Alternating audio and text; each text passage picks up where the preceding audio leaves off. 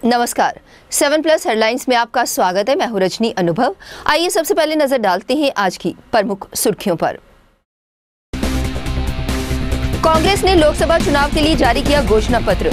गुलाम नबी आजाद बोले, 70 साल से यह धारा 370 आगे भी रहेगी।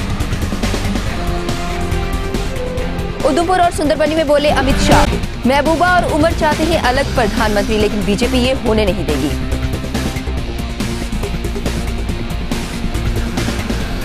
घाटी में सिर्फ 2 दिन होगा सुरक्षा बलों का मूवमेंट, इस दौरान प्रतिबंधित रहेंगे आम वाहन।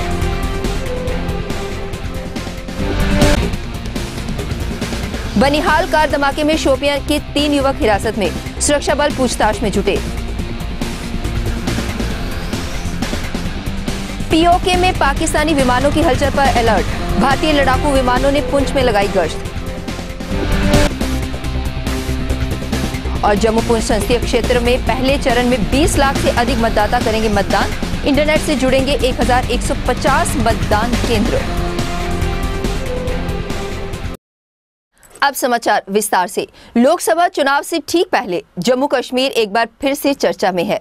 कांग्रेस के वरिष्ठ नेता गुलाम नबी आजाद ने आज कहा कि लोकसभा चुनावों के बाद अगर हमारी सरकार बनी तो हम जम्मू कश्मीर में तुरंत ही स्वतंत्र और निष्पक्ष रूप से विधानसभा चुनाव करवाएंगे। उन्होंने कहा कि धारा 370 पिछले 70 साल से है और ये हमेशा रहेगी। कांग्रेस के घोषणा पत्र को जम्मू में जारी करने के बाद पत्रकारों से बात करते हुए गुलाम नबी आजाद ने कहा कि इस बार का घोषणा पत्र अलग है। गुलाम नबी ने कहा कि सिक्योरिटी फोर्स की तैनाती की समीक्षा होगी। गुलाम नबी आजाद ने कहा कि जम्मू कश्मीर में भाजपा की समीक्षा होगी। हम इसमें वह सभी प्रावधान रखेंगे जो सुरक्षा बलों के लिए जरूरी हैं और इस बात को यकीनन बनाएंगे कि इसकी आड़ में मानवाधिकारों का उल्लंघन भी ना हो। उन्होंने कहा कि हम सत्ता में आने के बाद सभी स्टेक होल्डर से कश्मीर मुद्दे पर बातचीत करेंगे। जम्मू कश्मीर भारत का अटूट अंग है और रहेगा। Armed forces special powers act और डिस्टर्ब एरिया एक्ट जो जम्मू कश्मीर है में है 30वां साल चल रहा है। 90 में ये शुरू हो गया था और आज 19 में एग्जैक्टली मैं गिन रहा था, 90 को मिलाकर 30 साल चल रहा है। ये बहुत लंबा अरसा है। पंजाब में भी हमने ये एक्ट लगाया था, लेकिन 14 साल के बाद उसको हटा दिया। कई और स्टेटों में भी लगा था, लेकिन कुछ अरसे के बाद हटा दिया। लेकिन अब यहाँ बराबर ये 30 साल से लग रहा है। हाँ, कई लोगों को बट सैडिस्ट प्लेजर हो जाती है, उसको मैं सैडिस्ट प्लेजर कहता हूँ कि वो कहते हैं नहीं बराबर लगना चाहिए। हाँ, क्योंकि उन्होंने इसके इफेक्ट्स देखे नहीं है ना, वो दूसरे पर इफेक्ट होता है तो उसमें सैडिस्ट प्लेजर हो जाता है हमारे दो देश के लोगों में कई। लेकिन असली हकीकत ये है, ये एक्ट ठीक है, देश के लिए बहुत अच्छा है, लेकिन हम इसको रिव्यू करेंगे कि जिससे हमारे सिक्योरिटी फोर्सेस को भी पूरे पावर्स होंगे मिलिटेंसी को ख़त्म करने के लिए, लेकिन उसके साथ साथ ह्यूमन राइट्स भी ना। और अगर कोई कहेगा कि ह्यूमन राइट्स नहीं होते हैं तो मैं चीफ मिनिस्टर गवाह हूँ उसका। मैंने खुद 3 कब्रें खुलवा दी थी, उनको हम सल्यूट प्रणाम करते हैं। सिक्योरिटी फोर्सेस देश के लिए कुर्बानी देते हैं, हम उनको सल्यूट करते हैं। देश हमेशा उनका ऋणी रहेगा। स्टेट पुलिस के लोग भी मरते हैं, TSO मरते हैं, हम उनके भी ऋणी हैं। लेकिन साथ साथ अगर कोई आदमी इनाम लेने के लिए लाल चौक से 3 मजदूरों को उठाएगा और कहेगा पाकिस्तानी मिलिटेंट मरे और मुझको प्रमोशन मिले, मेरे ख्याल में वो इंसानियत के खिलाफ है। तो किसी भी हुकूमत को, किसी भी मीडिया पर्सन को, किसी भी धर्म के आदमी को इसको टॉलरेट नहीं करना चाहिए। ऐसे उन्होंने भी 26 अक्टूबर 1947 का एक सेशन हुआ जम्मू कश्मीर में और आर्टिकल 370 वजूद में आया, वो सबको मालूम है। और उस दिन से ही इस स्टेट की विकास के लिए, डेवलपमेंट के लिए कांग्रेस ने पूरा प्रयास किया। कांग्रेस पार्टी ये कहती है कि डायलॉग ही एक रास्ता है।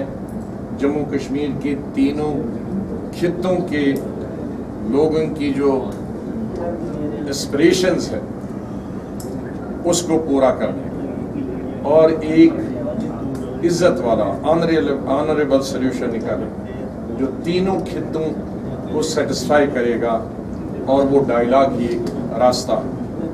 हम लोग ने ये तय किया है कांग्रेस पार्टी ने कि हमारी दो किस्म की पॉलिसी होगी, 2 pronged स्ट्रेटजी होगी हमारी। एक तो हम कोई भी कंप्रोमाइज नहीं करेंगे अपनी बॉर्डर की सुरक्षा के साथ, और इन्फिल्ट्रेशन किसी किस्म की इजाजत नहीं दी जाएगी।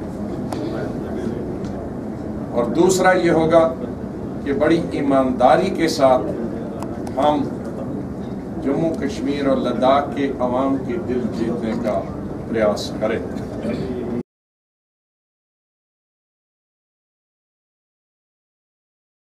जम्मू कश्मीर में बीजेपी अध्यक्ष अमित शाह ने बुधवार को उधमपुर सीट से पार्टी प्रत्याशी डॉक्टर जितेंद्र सिंह व जम्मू से जुगल किशोर के समर्थन में 2 रैलियों को संबोधित किया।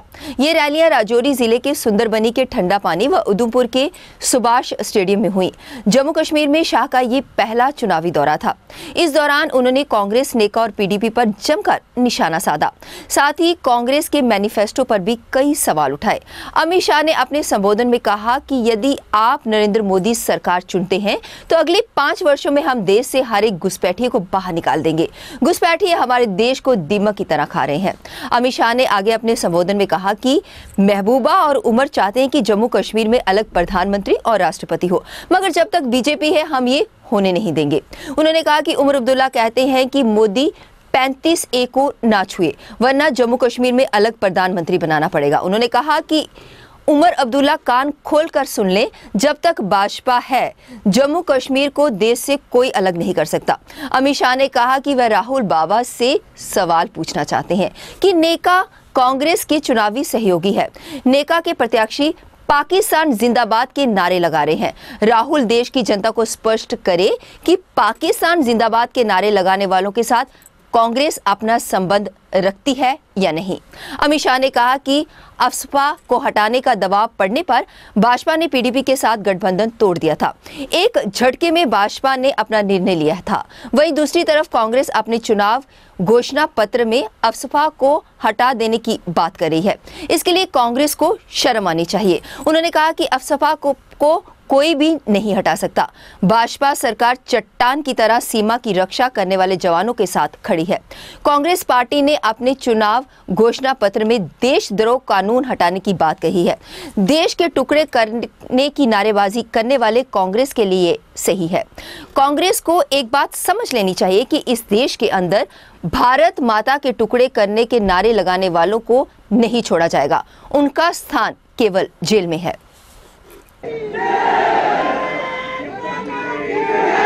मित्रों, अभी मैंने देखा ये उमर अब्दुल्ला जी, उनको तो सब विरासत में मिला है।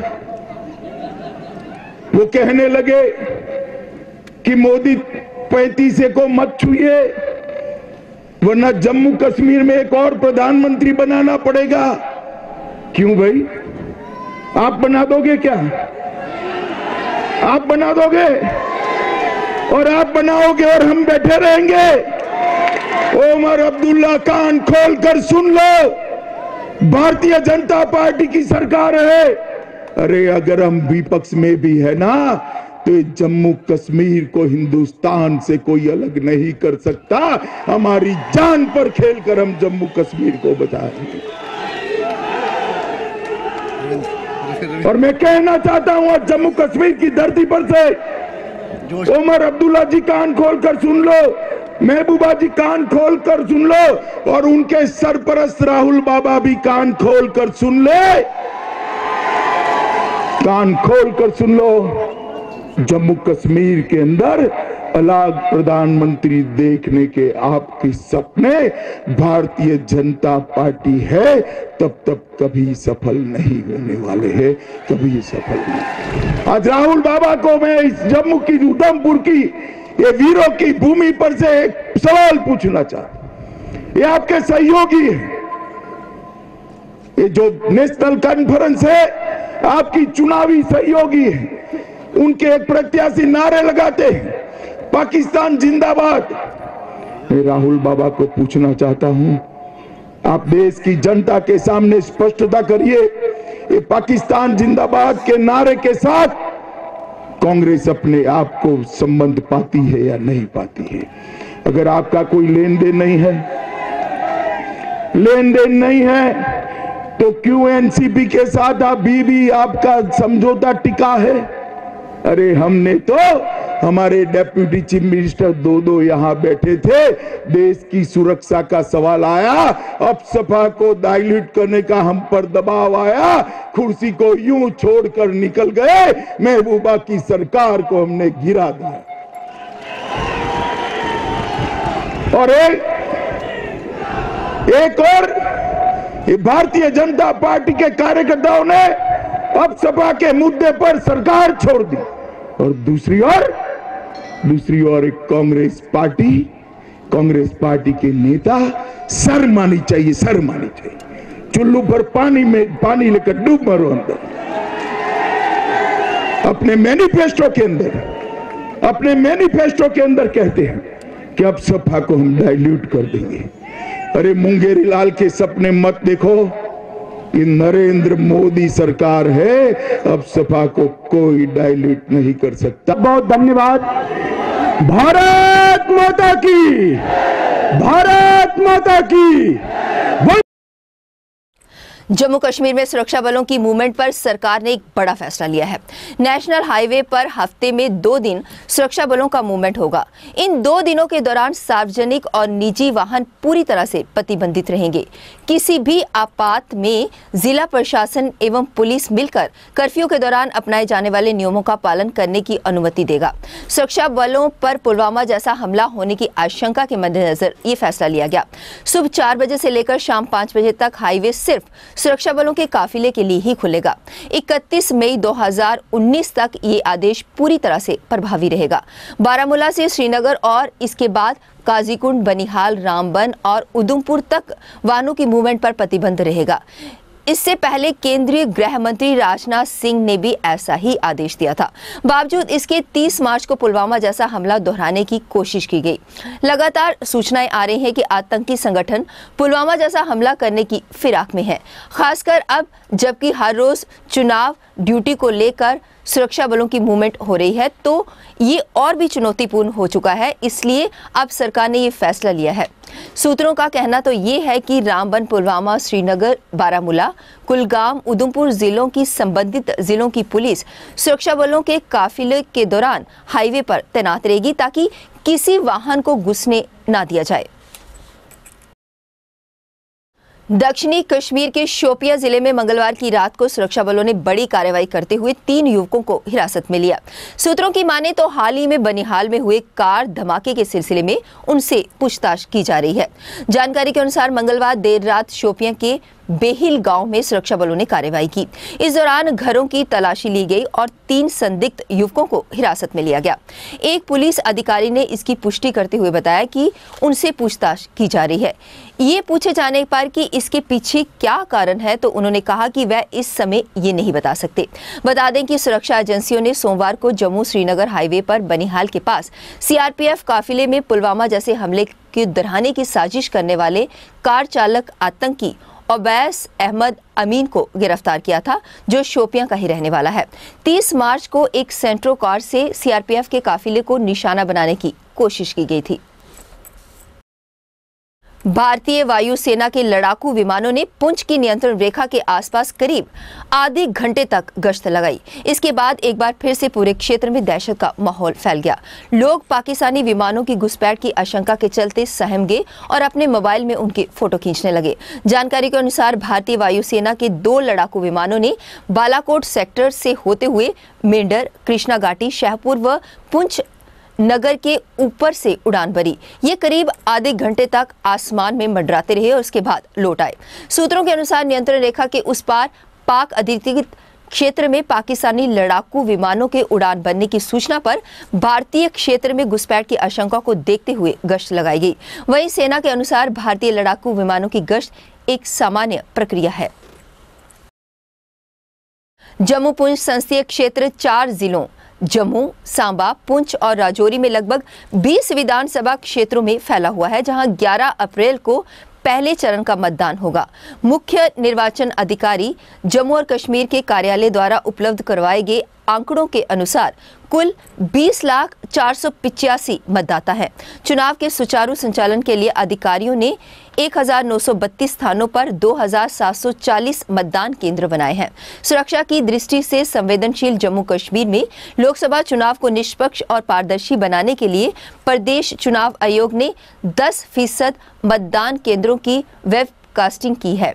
ये मतदान केंद्र इंटरनेट से जुड़े होंगे और यहां से पल पल के हालात लाइव होंगे, जिन पर कंट्रोल रूम से निगरानी रखी जाएगी। राज्य में पहली बार मतदान प्रक्रिया के दौरान इस टेक्नोलॉजी का इस्तेमाल किया जा रहा है। प्रदेश चुनाव आयोग का ये प्रयोग अगर सफल रहता है तो आने वाले समय में चुनाव प्रक्रिया को पूर्ण पारदर्शी बनाने में काफी सहयोग मिलेगा। चुनाव आयोग ने जम्मू कश्मीर में कुल 11,316 मतदान केंद्र स्थापित किए हैं। विस्थापित कश्मीरी पंडितों के लिए जम्मू में 21 मतदान केंद्रों समेत कुल 26 विशेष मतदान केंद्र बनाए गए हैं। आयोग ने इस बार इनमें से 1,150 मतदान केंद्रों की वेबकास्टिंग करने का फैसला किया है। इसके लिए इन मतदान केंद्रों में आईपी कैमरे फिट किए गए हैं। आज प्रदेश भाजपा कार्यालय में एक पत्रकार वार्ता का आयोजन किया गया, जिसमें पार्टी प्रवक्ता अजय चरंगू ने पत्रकारों को संबोधित किया। अनुच्छेद 370 और 35A के विषय में पिछले कुछ दिनों से एनसी उपाध्यक्ष उमर अब्दुल्ला और पीडीपी अध्यक्ष महबूबा मुफ्ती के बयानों पर संज्ञान लेते हुए अजय चरंगू ने कहा कि इन नेताओं को चुनाव के समय इस तरह की बयानबाजी करने की आदत है। कहा जा रहा है कि आर्टिकल 370 इसलिए बनाया गया है क्योंकि जम्मू कश्मीर और शेष भारत के बीच में जो रिश्ता था उसको सुदृढ़ करना था। जबकि इंस्ट्रूमेंट ऑफ एक्सेशन जब साइन हुआ था उस वक्त आर्टिकल 370 नहीं था। आर्टिकल 370 केवल उसके पश्चात आया और वो भी 1950 में आया। जहां तक आर्टिकल 35A की बात है, यह समझना बड़ा जरूरी है कि आर्टिकल 35A किसी भी प्रकार से पार्लियामेंट में कोई संशोधन पारित करके नहीं आया। वो सर्वसम्मति प्रेसिडेंशियल ऑर्डर के माध्यम से आया और अभी तक उस पर संशय है कि ये आर्टिकल कॉन्स्टिट्यूशन का हिस्सा है भी कि नहीं है, और उसके बारे में किसी प्रकार की बात करना और ये कहना कि आर्टिकल 35A कॉन्स्टिट्यूशन का हिस्सा है, वो सुप्रीम कोर्ट की भी अवमानना हो सकती है। जम्मू पुंछ लोकसभा सीट के लिए मतदान 11 अप्रैल को होगा। इसी के मद्देनजर राजनीतिक पार्टियां इस समय चुनाव प्रचार में व्यस्त हैं। इसी घटनाक्रम में आज भाजपा के नेता MLC चरणजीत सिंह खालसा और पूर्व मंत्री चंद्र प्रकाश गंगा ने विजयपुर के विभिन्न गांव में जाकर चुनावी रैलियों को संबोधित किया तथा जनता से भाजपा प्रत्याशी जुगल किशोर शर्मा के पक्ष में मतदान करने की अपील की। राहुल गांधी कह रहा ना कि भाई मैं पैसा कितों देगा कि मैं अमीरा को लांगा। भाई देश का पैसा तो लुटिया, स्कैंडल सामने आ रहे हैं। तुसी अपने पैसे विचों ना पहले गरीबां च वंडो ना, सारे 32,000 रुपये साल का जो किया अपने जेब अमीरां का पैसा। तुम ही अमीर हो, कांग्रेस के बड़े लोग अमीर बैठे थे, अरबापति बैठे थे, जो पैसा फिर पता लगे तुम दे रहे हो। पहले अपने तो लागू करो ना, पहले अपने घर तो शुरू करीदा फिर अगे जाईदा। लेकिन तुसी समझदार हो, मैं यही कहांगा कि तुसी मेरे वीरो, मेरे गुर भाईओ, कि तुसी ये अपनी वोट नहीं, अपने नाल जिन्नियां होर वोटां ने, तुहाडे रिश्तेदार ने, किते भी बैठे ने, साथी ने, दोस्त ने, उन्होंने समझाओ भाई वोट जी है ये भारतीय जनता पार्टी का हक है। चरणजीत खालसा जी जिंदाबाद, चरणजीत खालसा जी जिंदाबाद।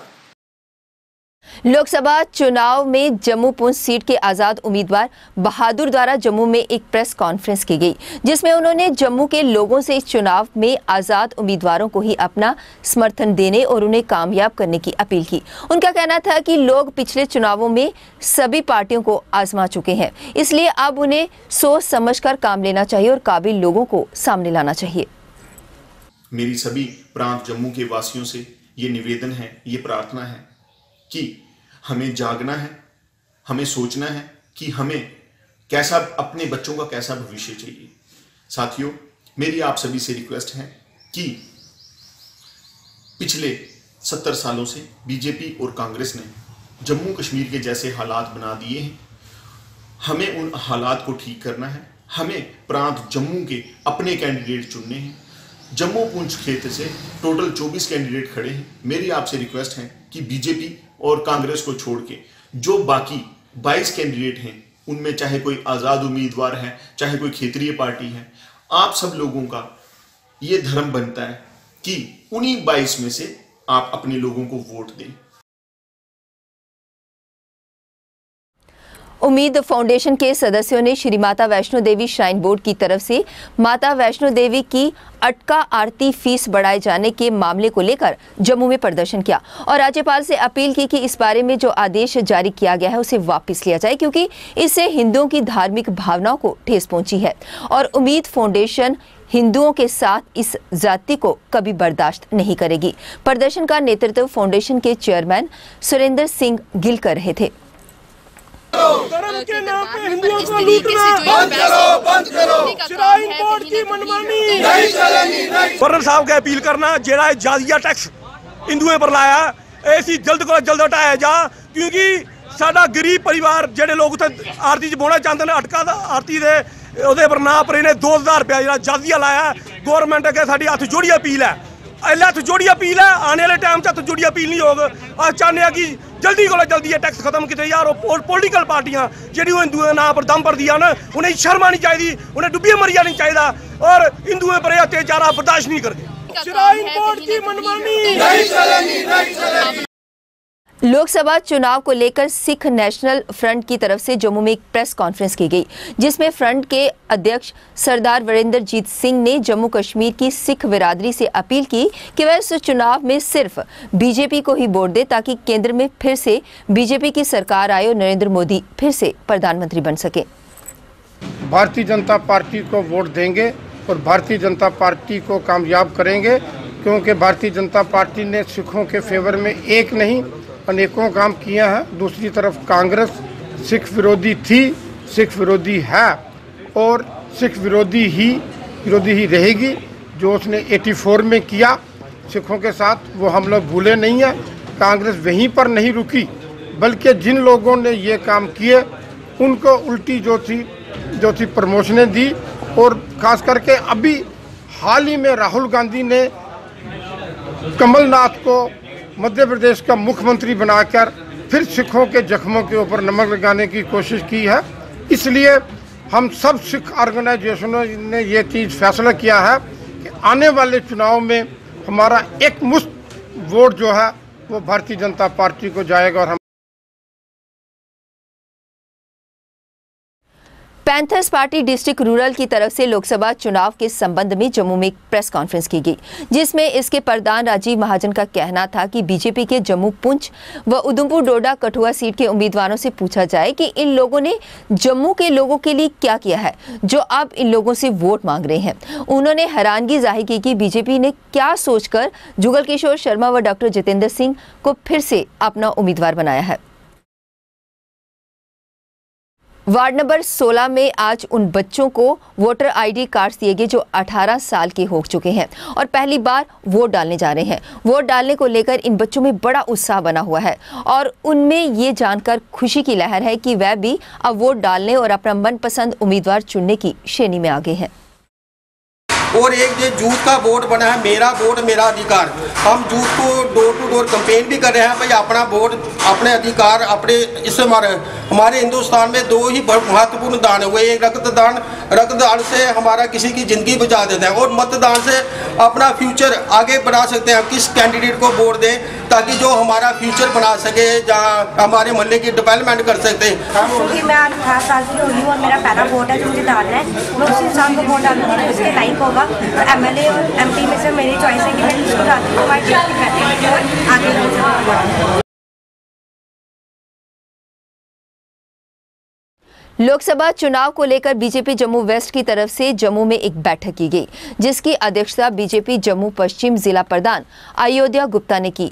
बैठक में उन्होंने पार्टी कार्यकर्ताओं के साथ विचार विमर्श करने के बाद ये फैसला लिया कि जम्मू पुंछ लोकसभा सीट के बीजेपी उम्मीदवार जुगल किशोर शर्मा के हक में पार्टी के प्रदेश प्रधान रविंदर रैना की जानीपुर और तालाब तिल्लो मंडल की 2 रैलियां करवाई जाएंगी ताकि जुगल किशोर भारी मत से कामयाब हो सकें। जानीपुर मंडल को 6 से 7 और एक तलातुल मंडल को 7 से 8। ये 2 रैली जो है रविंद्र रैना जी की 7 तारीख को होने जा रही हैं और 8 तारीख को जुगल जी के जो प्रोग्राम है वो हर वार्ड में हम उस प्रोग्राम को करवाने की कोशिश कर रहे हैं। आज उसी के बारे में जहाँ पे चर्चा थी, जुगल जी के जो 2 बड़ी रैली हैं वो एक 39 नंबर वार्ड में होने जा रही है, एक वार्ड नंबर 24-25 में होने जा रही है, एक वार्ड नंबर 13 में होने जा रही है। तो ये सब चीज़ों को किस तरह से आगे बढ़ाया जाए और भारतीय जनता पार्टी के आज हमारे जो कैंडिडेट हैं जुगल किशोर शर्मा जी, उनको हम जहाँ से किस तरह से भारी मतों से जिता के भेजें, यही आज पूरी प्रक्रिया की यहाँ पे चर्चा जो वो हो रही है इस मीटिंग में। लोकसभा चुनाव को लेकर बीजेपी के कार्यकर्ताओं द्वारा विजयपुर में एक टी स्टॉल खोला गया, जहां से टी स्टॉल इलेक्शन कैंपेन शुरू किया गया, जिसका उद्घाटन पूर्व मंत्री व पूर्व विधायक चंद्र प्रकाश गंगा ने किया। इस अवसर पर लोगों को चाय पिलाई गई और उनसे अपील की गई कि वे अपनी जिम्मेदारी समझें और नरेंद्र मोदी को फिर से प्रधानमंत्री बनाने के लिए इस चुनाव में बीजेपी को ही अपना वोट दें। ये जो काम है, ये कार्यकर्ताओं की जो जुनून है वो सिर्फ चढ़ के बोलता है। हर एक आदमी ये सोचता है कि मैं ज़्यादा अच्छा क्या कर सकता हूँ, मैं कैसे लोगों के घर तक जा सकता हूँ। और ये जो अगर ये दुकानदार हैं तो ये सोचते हैं कि मैं दुकान छोड़ के नहीं जा सकता, तो मैं कम से कम शाम तक 1-2 हज़ार आदमी को चाय पिलाऊंगा और 1-2 हज़ार आदमी से संपर्क करूंगा। तो ये बहुत अच्छा तरीका है और ये इनका तरीका है। और हर कार्यकर्ता जो है वो लगा हुआ, हर इंसान लगा हुआ है कि बार बार मोदी सरकार, इस बार दोबारा मोदी जी का आना देश के हित में है, मैं ये कहना चाहता हूँ। आज प्रदेश कांग्रेस के माइनॉरिटी डिपार्टमेंट के जम्मू प्रोविंस के चेयरमैन गजन सिंह खजूरिया ने प्रदेश भाजपा अध्यक्ष रविंद्र रैना के कड़ी शब्दों में आलोचना की। उन्होंने कहा कि रविंद्र रैना को कोई अधिकार नहीं है कि वो कांग्रेस की आलोचना करें, क्योंकि खुद भाजपा ही पाकिस्तान के साथ समय समय पर भाईचारा निभाती नजर आती है। कि आप अपना बताओ कि 5 साल में आपकी सरकार ने हिंदुस्तान के लिए क्या किया, ना कि कांग्रेस पे इल्ज़ाम तराशी करो। आज आपने एक ऐसे लफ्ज़ का इस्तेमाल किया, क्या आतंकवादियों से कांग्रेस की रिश्तेदारी है, क्या इनके दामाद लगते हैं? आपको ये देखना चाहिए कि रिश्तेदारी किसकी है, दामाद किसके लगते हैं। कंधार एपिसोड में अजहर मसूद को कंधार छोड़ने कौन गया था दामाद की तरह। Banquet hall owners association Jammu द्वारा जम्मू में एक प्रेस कॉन्फ्रेंस करवाई गई, जिसमें एसोसिएशन के प्रधान सुभाष चंद्र शर्मा ने सरकार द्वारा कुछ चीज़ों के डिस्पोजल पर बैन लगाए जाने के लिए जारी एसआरओ का स्वागत किया और शहर के तमाम बैंकेट हॉल ऑनर से इस एसआरओ का पालन करने की अपील की, क्योंकि बैंकेट हॉलों से जो डिस्पोजल आइटम्स बाहर फेंकी जाती हैं उनसे पर्यावरण दूषित होता है। गवर्नमेंट ऑफ जम्मू कश्मीर ने इसके डिस्पोजल पे बैन किया है। डिस्पोजल में कुछ आइटम जो हैं, कप्स हैं, प्लेट्स हैं, फोक्स हैं, स्पून्स हैं, उस पर उन्होंने इस तरह की कुछ चीज़ें हैं जिन पे बैन किया है। और मैं बैंकेट ओनर एसोसिएशन की तरफ से, अपने साथियों की तरफ से हम इस बैन का, इस एसआरओ का स्वागत करते हैं, वेलकम करते हैं।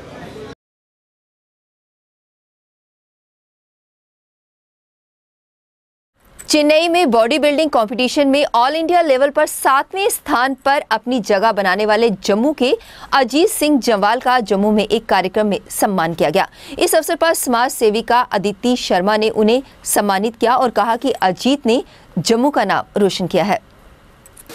स्टूडियो एंड स्पा, ये शिवाजी चौक गांधीनगर, उनके वहाँ पर यहाँ पे ट्रेनिंग लेते हैं और ये मुझे लगता है कि उनके लिए भी एक प्राउड मोमेंट है कि इस तरह के जो टैलेंट को बाहर निकालते हैं और इतनी मेहनत जो इन्होंने की है वो दिखाई देती है कि हिंदुस्तान में आज हमारे जम्मू के सिर्फ एक इकलौता अजीत सिंह जी हम जिन्हें देख सकते हैं जो टॉप 7 में वहाँ पर चेन्नई में सेलेक्ट हुए हैं।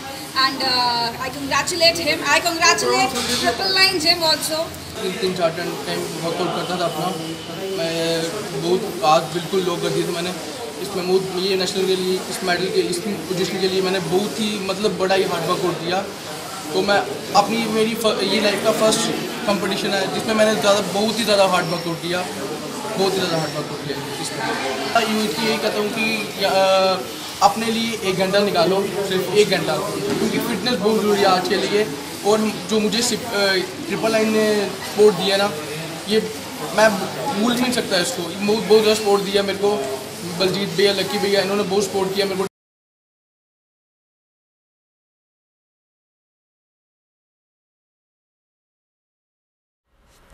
उत्तर प्रदेश के उप मुख्यमंत्री केशव प्रसाद मौर्य ने आरएसपुरा में विशाल जनसभा को संबोधित करते हुए कहा कि देश की जनता फिर से नरेंद्र मोदी को प्रधानमंत्री बनाएगी। उन्होंने कहा कि उत्तर प्रदेश में इस बार भाजपा बेहतर प्रदर्शन करेगी और कांग्रेस अध्यक्ष राहुल गांधी व सोनिया गांधी को करारी हार देखने को मिलेगी। उन्होंने जम्मू कश्मीर की जनता से अपील करते हुए कहा कि वह भाजपा को वोट दें ताकि केंद्र में भाजपा की सरकार बन सके।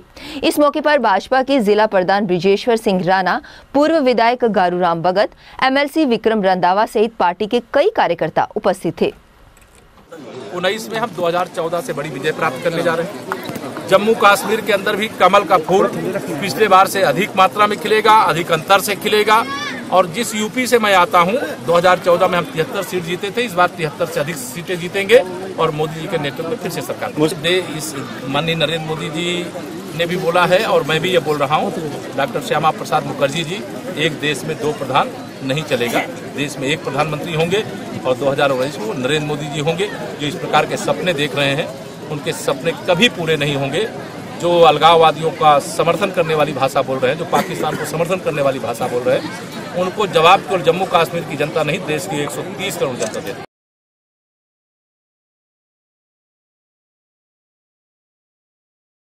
राजौरी में सेना के एसीई डिवीजन के रैना ऑडिटोरियम में स्कूलों व कॉलेजों के विद्यार्थियों के लिए आयोजित 2 दिवसीय मीडिया इंटर्नशिप प्रोग्राम के दूसरे दिन आज दिए गए विषय पर लेक्चर दिए गए और उस विषय के बारे में विद्यार्थियों को जानकारी दी गई। सेना के अधिकारी भी इस मौके पर उपस्थित थे। अब तक के समाचारों में बस इतना ही। चलते चलते आइए एक बार फिर से नजर डालते हैं आज की प्रमुख सुर्खियों पर। कांग्रेस ने लोकसभा चुनाव के लिए जारी किया घोषणा पत्र। गुलाम नबी आजाद बोले, 70 साल से यह धारा 370 आगे भी रहेगी। उधमपुर और सुंदरबनी में बोले अमित शाह, महबूबा और उमर चाहते हैं अलग प्रधानमंत्री, लेकिन बीजेपी ये होने नहीं देगी।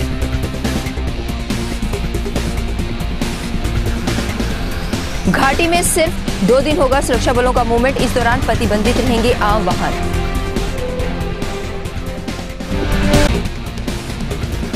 बनिहाल कार धमाके में शोपियां के 3 युवक हिरासत में, सुरक्षा बल पूछताछ में जुटे। पीओके में पाकिस्तानी विमानों की हलचल पर अलर्ट, भारतीय लड़ाकू विमानों ने पुंछ में लगाई गश्त।